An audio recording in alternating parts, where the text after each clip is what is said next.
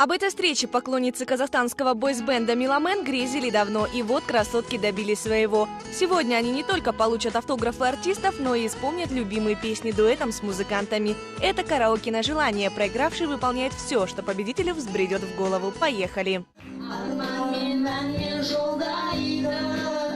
Первыми решили проявить свои таланты солист коллектива Кайрат Мырзаханов и его поклонница. Качество исполнения трека сегодня оценивает не жюри, а система караоке-баллов. Мы вместе с Толкын набрали 94 балла.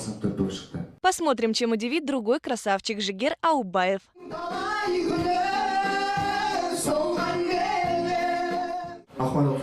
Наш Сакмарал результат 87 баллов.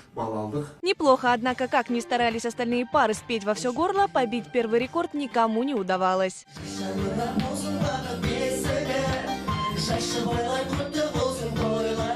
Фавориты караоке-батла очевидны. Пришло время, что называется, платить по счетам. Победители придумывают задания для проигравших, а они не из легких. Для начала нужно полаять, но уж на что хватило фантазии. Судя по звукам, получился бульдог.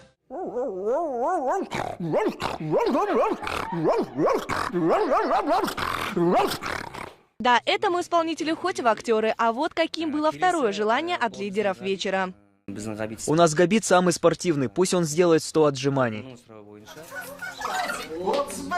В итоге музыкант отжался от пола больше 30 раз, даже с книгами на спине. Радости поклонниц не было предела, ведь до этого дня они и представить себе не могли, что однажды будут так развлекаться со своими любимчиками. Алена Беденко, Ерлан Абдуалиев, Ревью.